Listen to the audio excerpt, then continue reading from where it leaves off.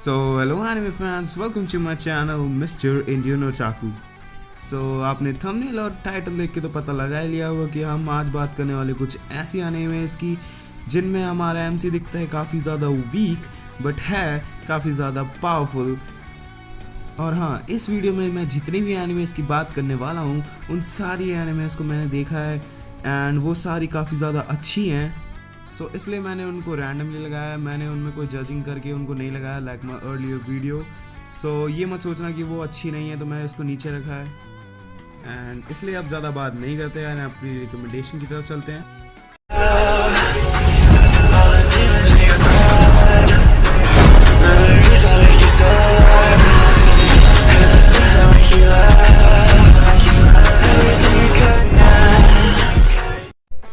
हमारी पहली एनिमे है the irregular at magic high school. ये एनिमे स्टार्ट होती है एक ऐसे वर्ल्ड से जहाँ पे मैजिक एग्जिस्ट करता है। इस एनिमे की स्टार्टिंग में हमें दो कैरेक्टर्स देखने को मिलते हैं, जिनमें से एक का नाम होता है तात्सुया शिबा एंड दूसरी का नाम होता है मियुकी शिबा, और ये दोनों सिबलिंग्स भी थे। हमारे ये दोनों कैरेक्टर एक मैजिक हाई स्कूल में जाते हैं जहाँ पे दो ग्रुप्स होते हैं, पहले ब्लूम्स एंड दूसरे वीड्स। ब्लूम्स वो होते हैं जो एंट्रेंस एग्ज़ाम में हाई स्कोर करते हैं एंड वीड्स वो होते हैं जो लो स्कोर करते हैं।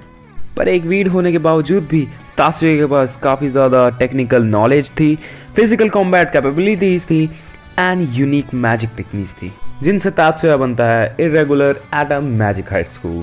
ये anime action, romance, sci-fi, supernatural school anime है। आई एम प्रीटी श्योर कि आपको ये काफ़ी ज़्यादा अच्छी लगेगी एंड आप बोर तो नहीं होंगे। And if I talk about my opinion, ये मेरे को काफ़ी अच्छी लगी थी एनिमे, और मैं बोर तो बिल्कुल नहीं हुआ था इस एनिमे को देखते बीच। मेरे हिसाब से तो ये बहुत अच्छी एनिमे है, आपको ज़रूर देखनी चाहिए। Yes, go and watch it. And चलिए फिर अपनी नेक्स्ट एनिमे पे बढ़ते हैं। हमारी सेकेंड एनिमे है suppose a kid from the last dungeon boonies move to a starter town. इस एनिमे की स्टार्टिंग में हमें एक विलेज दिखाया जाता है जिसका नाम होता है कुलन, एंड उस विलेज को ह्यूमैनिटी के सेवियर्स ने ढूंढा था बहुत टाइम पहले। अब वो विलेज एक लास्ट डंजन के पास में भी था जहाँ पे बहुत सारे खूंखार मॉन्स्टर रहते थे, एंड वहीं पे अपना एमसी लुइड बेलाडोना भी रहता था। वो अपने विलेज में सबसे ज़्यादा वीक बंदा था, बट ऑनेस्टली स्पीकिंग उसके गाँव वाले ऐसे थे कि भाई साहब वो अकेले एक डायनासोर को भी मार सकते थे, इवन अपना लुइड भी। बट अगर लुइड को कंपेयर किया जाए उसके गांव वालों की स्ट्रेंथ से तो यस, लुइड बहुत ज़्यादा वीक था, मैजिक में भी एंड कॉमन सेंस में तो ऑब्वियसली था ही, बिकॉज उसको लगता था कि वो बहुत ज़्यादा वीक है। इवन नॉर्मल लोगों के सामने भी यही लगता था उसे। एंड हाँ, लुइड को एक सोल्जर बनना था, इसलिए वो एक किंगडम जाता है जिसका नाम होता है अजामी, एंड वहाँ पे वो एक एंट्रेंस एग्ज़ाम देता है एक मिलिट्री एकेडमी में घुसने के लिए। एंड अब बाकी की स्टोरी तो आप एनिमे देख के ही पता लगा लीजिएगा। And if I talk about this anime, ये एनिमे काफ़ी ज़्यादा अच्छी है एंड ये एडवेंचर एंड फैंटेसी एनिमे है। आप ये मत सोचिएगा कि भाई इसमें एक्शन सीन बिल्कुल ही घटिया हैं। हाँ, कुछ सीन ऐसे होंगे जो आपको डिसअपॉइंट कर सकते हैं, बट बाकी सीन काफ़ी ज़्यादा अच्छे हैं। एंड मुझे ये एनिमे काफ़ी ज़्यादा अच्छी लगी थी, तो मैंने भाई एक ही दिन में ख़त्म कर दी। इसके सिर्फ 12 एपिसोड्स हैं एंड ये 2021 में बनी है। यार वेट किस चीज़ का कर रहे हो, जाओ और वॉच करो इस एनिमे को। इसी के साथ बढ़ते हैं अपनी थर्ड एनिमे की तरफ। हमारी थर्ड एनिमे है anti magic academy the 35th test platoon. अब ये हमारी एनिमे स्टार्ट होती है हमारे कैरेक्टर ताकेरू कुसुनागी से, जो एक स्वॉर्ड्समैन था in a world of magic and guns. And हमारा ताकेरू एक इंक्विजिटर बनना चाहता था। इंक्विजिटर्स कुछ स्पेशल वॉरियर्स होते हैं जो क्राइम्स को अनवायलेंटली संभाल। एंड हमारा ताकेरू एक एंटी मैजिक एकेडमी में होता है, जिस एकेडमी का ये काम था कि इन सब बच्चों को एजुकेट करे एंड ट्रेन करे इंक्विजिटर बनने के लिए। इसी चीज़ के लिए सभी स्टूडेंट्स को स्मॉल स्क्वाड्स में बांटा जाता है ताकि वो साथ में काम करना सीख जाएं। एंड इन सब टैलेंटेड स्क्वाड्स के बीच में हमारे आते हैं 35th प्लेटून, जिनको स्मॉल फ्राई के नाम से भी जानते थे because of their low ranking. But ये सब चेंज हो जाता है जब ओका ओटोरी आती है इस 35th प्लेटून में, जो थी एक पावरफुल बट एक फॉर्मर इंक्विजिटर। वेल एक्चुअली ओका को फोर्स किया गया था इस प्लेटून को ज्वाइन करने के लिए, क्योंकि उसने एक सीरियस क्राइम को कमिट किया था, जो था एक विच को मारना। वेल इंक्विजिटर्स अनवायलेंट होते हैं, तो ये काफ़ी ज़्यादा सीरियस क्राइम था, इसलिए उसको ये ज्वाइन करना ही पड़ा। वेल आगे की स्टोरी तो आपको एनिमे देखने के बाद ही पता चलेगी कि कैसे ओका के आने से सब कुछ चेंज होता है और हमारा ताकेरू कैसे इतना पावरफुल है। ये एक action, fantasy, romance, ecchi, harem, military, supernatural anime है। अब इतना सब कुछ होने के बाद तो भाई आपको मज़ा आएगा ही। सो यस, जाओ और वॉच करो इस एनिमे को। सो बढ़ते हैं अपनी 4th एनिमे की तरफ। सो हमारी 4th एनिमे है the misfit of demon academy.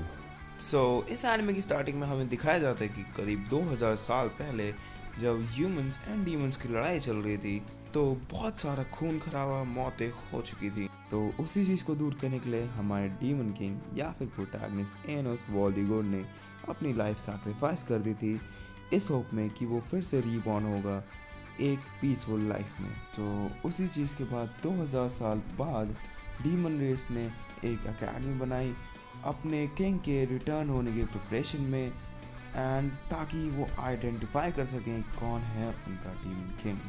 लेकिन जब वो उस एकेडमी में जाता है तो उसे ये पता चलता है कि हर एक स्टूडेंट उसे अपने अलग नाम से, अपनी अलग पर्सनालिटी से जानता था।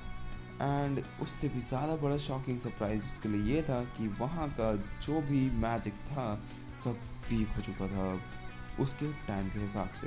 एंड मैं अगर अपने प्रोटैगनिस्ट एनोस वॉल्डिगोर्ड की पावर्स की बात करूँ तो वो एक बहुत ही ज़्यादा powerful magician and swordsman, and उसके पास इतनी ज़्यादा पावर्स थी कि वो एक उंगली पे एक कासल भी उठा सकता था। एंड मैं अगर अपने प्रोटैगनिस्ट की बात करूँ, वो एक डीमन किंग तो है ही, बट एक बहुत ही अच्छा एंड काइंड पर्सन भी है। ये anime action, fantasy, demon school anime है। ये 2020 में रिलीज हुई थी एंड इसका सिर्फ एक ही सीज़न है, बट ये एनिमे बहुत ज़्यादा अच्छी है। ये एनिमे को देख के आप बहुत ज़्यादा एंजॉय करेंगे एंड काफ़ी ज़्यादा मज़ा आएगा आपको, क्योंकि ये मेरा खुद का एक्सपीरियंस है एंड मेरा ओपिनियन भी। एंड अगर आपको आगे की स्टोरी जाननी है तो आपको ये एनिमे देखनी ही पड़ेगी। So what are you waiting for? Just go and watch it. And let's move on to our 5th anime.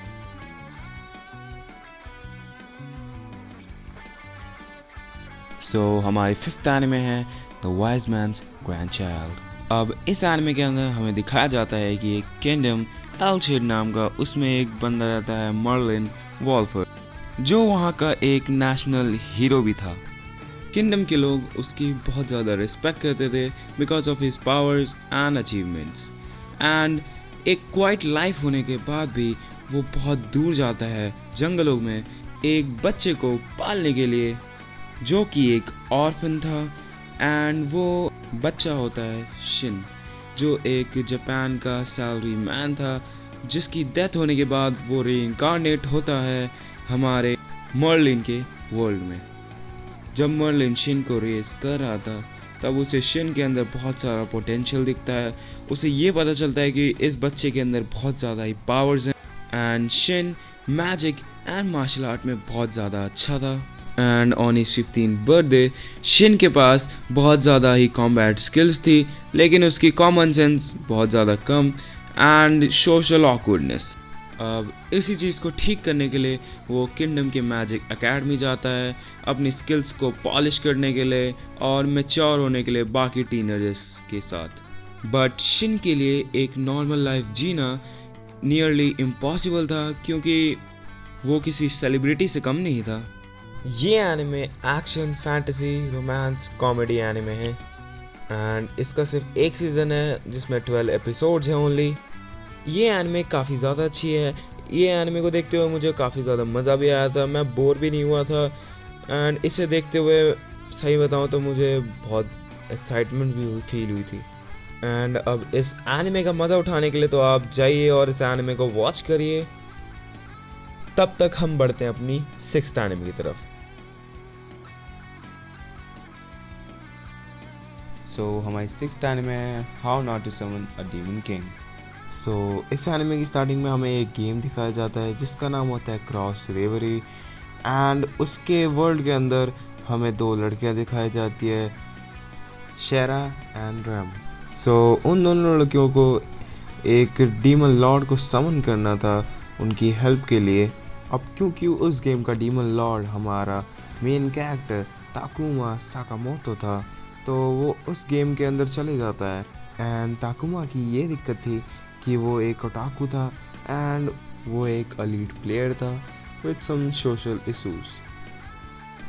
अब जब गेम के अंदर ताकुमा चले जाता है तो उस गेम के अंदर हमारे डीमन लॉर्ड का नाम था डियाब्लो, एंड वो अपनी आइडेंटिटी छुपाता है कि वो कहाँ से आया है, कौन से वर्ल्ड से आया है, और सबको यही बताता है कि वो एक डीमन लॉर्ड है एंड उसका नाम डियाब्लो है। अब रैम एंड शेरा जो थे वो अपने डियाब्लो को अपना स्लेव बनाना चाहते थे, बट गलती से डियाब्लो ही उन दोनों को अपना स्लेव बना देता है।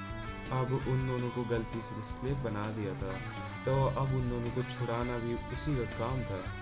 तो फिर वो तीनों एक साथ निकल जाते हैं एक जर्नी पे उन दोनों को ठीक करने के लिए भी, एंड आगे चल के उन्हें बहुत से लोग भी मिलते हैं एंड बहुत सारी मुसीबत भी आती है। अब ये एनिमे को देख के आपको काफ़ी ज़्यादा मज़ा भी आएगा एंड आप इसको एंजॉय करेंगे। ये कॉमेडी फैंटेसी इची हैरम एनिमे है। भले ही इस एनिमे के जॉनरा में एक्शन ना हो, बट इस एनिमे का प्रोटैगनिस्ट काफ़ी ज़्यादा पावरफुल है।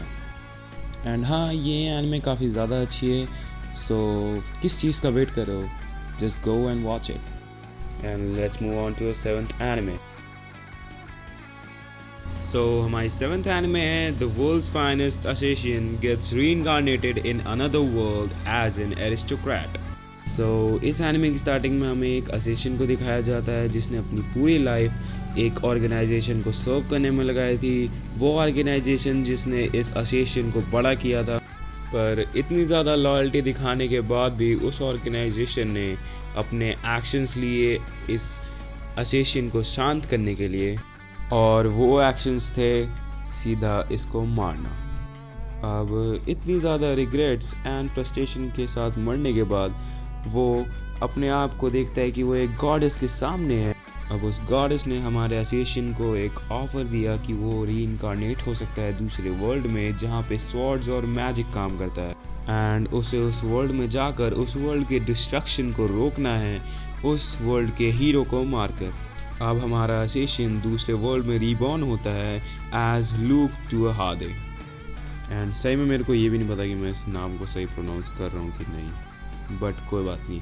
अब वो रीबॉर्न होने के बाद एक नॉबल फैमिली में जाता है, वो फैमिली जो एक असेसियन थी, एंड वो फैमिली बचाती थी गलत लोगों से एल्वान किंगडम को। अब अपने फादर की गाइडेंस में लूक बहुत सी न्यू टेक्निक सीखता है असैसिनेशन की, एंड एक चीज़ जो बहुत ज़्यादा इम्पॉर्टेंट है एज अ असेसियन वो है to be a cold blooded. जो गलत है उसको मारना ही मारना है, हेजिटेशन बिल्कुल नहीं, even if it's your father और योर फैमिली मेट। ये एक action drama fantasy mystery romance anime है, एंड इसका सिर्फ एक ही सीज़न निकला है, ये 2021 में रिलीज़ हुई थी। सो ये एनिमे काफ़ी ज़्यादा अच्छी है एंड इसको देख के आपको बहुत ज़्यादा मज़ा भी आएगा, because I also enjoyed it. So yes, आपको ये एनिमे देखनी चाहिए, so just go and watch it. And let's move on to our 8th anime. So हमारी 8th anime है Cautious Hero. Hero is overpowered but overly cautious. So इस anime की starting में हमें एक गॉडेस को दिखाया जाता है जिसका नाम होता है अरिस्टार्ते, एंड वो अपने वर्ल्ड गेई ब्रांडे को बचाने के लिए एक हीरो को बुलवाती है जिसका नाम होता है सेया ryugyun। ये बंदे के पास पावर्स तो बहुत ज़्यादा हैं, बट ये कुछ ज़्यादा ही कॉशियस है, एंड ये बंदा अपनी प्रिपरेशंस के लिए बहुत ज़्यादा टाइम लगाता है एंड वीक अपोनेंट से लड़ता है अपनी फुल पावर पे। एंड ये बंदा ऐसा है कि भाई अपने अपोनेंट्स को मार भी देगा तब भी उनको छोड़ता नहीं है जब तक उनका नामो निशान ना मिट जाए।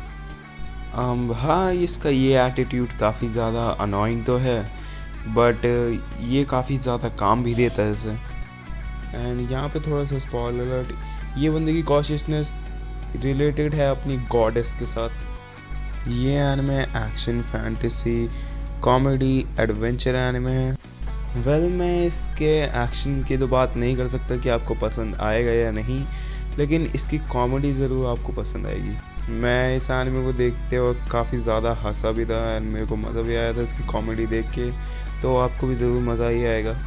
इसका सिर्फ एक सीज़न है विद 12 एपिसोड्स एंड ये एनिमे काफ़ी अच्छी भी है एंड अच्छी है तो आपको देखनी भी चाहिए। सो वेट क्या कर रहे हो, जाओ और देखो। तब तक हम बढ़ते अपनी 9th एनिमे की तरफ। हमारी 9th एनिमे है सुकिमिची मूनलाइट फैंटेसी। अब हमारे इस एनिमे की स्टार्टिंग में हमें ये दिखाया जाता है कि हमारे मेन कैरेक्टर माकोतो मिसुमी के पेरेंट्स एंड एक गॉडेस के बीच में एक मिस्टीरियस कॉन्ट्रैक्ट है, जिसकी वजह से हमारे मेन कैरेक्टर माकोतो को एक अनदर वर्ल्ड में जाना पड़ता है हमारी गॉडेस से मिलने के लिए। लेकिन हमारी गॉडेस को ये लगता था कि माकोतो एक बहुत ज़्यादा अगली बंदा है दिखने में, जिसकी बदौलत वो उसको देखती तक नहीं। पर हमारी गॉडेस ने माकोतो को कुछ पावर दी थी कि वो हर एक लैंग्वेज समझ सकता है एक्सेप्टिंग ह्यूमन लैंग्वेज। अब वो गॉडेस माकोतो को ह्यूमन सिविलाइजेशन से बहुत ज़्यादा दूर वर्ल्ड के एजेस पे भेजती है, एक न्यू वर्ल्ड के एजेस में। अब उस वर्ल्ड और अर्थ के बीच में इतनी ज़्यादा डिफरेंस होने की वजह से हमारा माकोतो बहुत ज़्यादा ही पावरफुल था। अब वो जो अपने सफ़र में बढ़ने लगता है तो वो कुछ डेमी ह्यूमन से भी मिलता है जो उसके साथ रहने लगते हैं और उसके स्लेव बन जाते हैं। अब ये anime action, fantasy, comedy, adventure anime है। इसका सिर्फ एक ही सीज़न है और सिर्फ 12 एपिसोड्स हैं, बट ये एनिमे काफ़ी अच्छी है एंड बहुत अच्छी लगी भी थी मुझे। सो आई होप आपको भी अच्छी लगेगी ये। अब ये एनिमे आपके लिए अच्छी है कि नहीं, आपको कैसी लग रही है, ये तो आपको इस एनिमे को देखने के बाद ही पता चलेगा। सो किस चीज़ का वेट कर रहे हो, गो एंड वॉच इट। तब तक हम बढ़ते हैं अपनी लास्ट एनिमे की तरफ।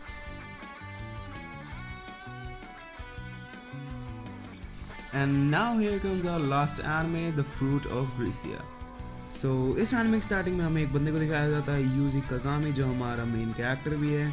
वो एक एकेडमी में ज्वाइन होता है जिस एकेडमी का नाम होता है मिहामा एकेडमी। अब हमारे यूजी का सपना ये था कि वो एक नॉर्मल हाई स्कूल स्टूडेंट की तरह जी पाए, बट उसका ये जो सपना था एक सपना ही बन के रहता है अभी, क्योंकि वो जब उस एकेडमी में जाता है तब वो एकेडमी कोई साधारण एकेडमी थी नहीं।